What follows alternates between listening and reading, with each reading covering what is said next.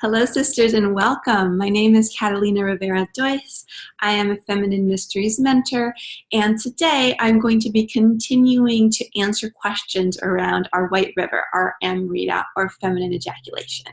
So earlier this week, I answered the question what the difference is between orgasm and squirting from a fellow sister. And from that question arose this question, which reads, and how do I know it's not pee? And this actually is a really, really common question. And I feel this was my reality the first time it happened to me. That was the first question that popped into my mind. And, you know, it's not surprising when we're really not taught about our bodies and this aspect of our sexuality. At least for most of us. I know for me, it was a complete surprise when the first time it happened to me. And I'm in the field. Like, if you don't know my background, like I studied nurse midwifery. I've practiced women's health, nursing for, 13 years. So, and it never had come across my field. When it happened to me, I was at a loss. I'm like, oh my goodness, did I pee myself?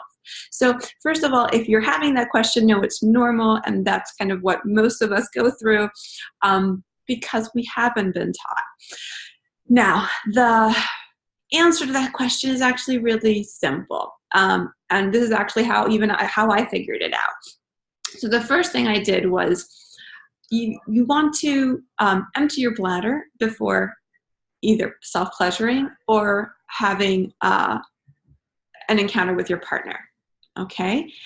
So that gives you the peace of mind that your bladder is empty, and if anything flows out of your yoni, that it has to be something other than urine. Okay, so that is the first thing. And this is also a great tip, just for health reasons. It decreases the possibility of urinary tract infections, especially when you're with a partner, and other issues. So it's usually a great practice to have either way.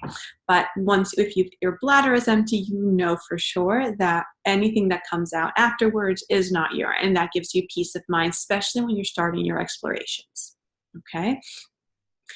Then the other thing to understand is that urine and Amrita cannot happen at the same time.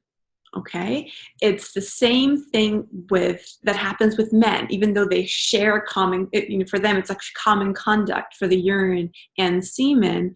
They cannot urinate and ejaculate at the same time. Once you're in that mechanism of orgasm and pleasure, things shift in the body, and you cannot do both. All right, so that's your second just mental piece of knowledge, mental nugget to help you understand what's actually happening. So once you're in that pleasuring space, unless you're working towards a urinary orgasm where you have to drink a ton of water and it's a completely different mechanism, you can't have both, right?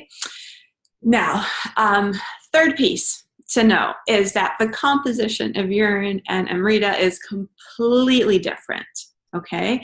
Biochemically, they're completely different fluids with pretty much no similarities. Beyond that, they're both fluid and have a large content of water. So urine, you know what it looks like, and it tends to have, tends to be yellow, and to have a strong color, and it certainly has a very strong scent. Okay, it's pungent. You know what urine smells like.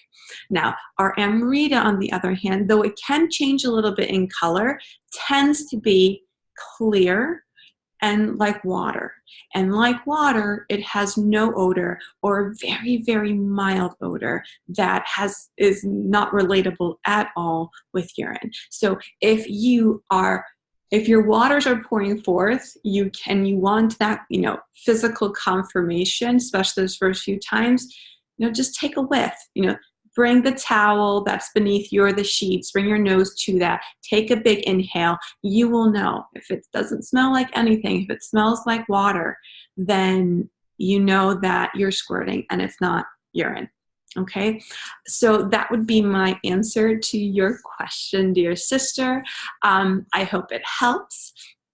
And again, please continue to send your questions. I'm happy to answer and support all of you in really opening this beautiful gateway of self-pleasure and of our White River and all the blessings that she brings.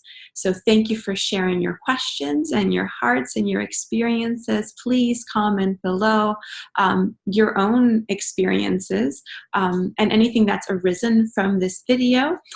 And I will see you in the next one. All my love and many blessings.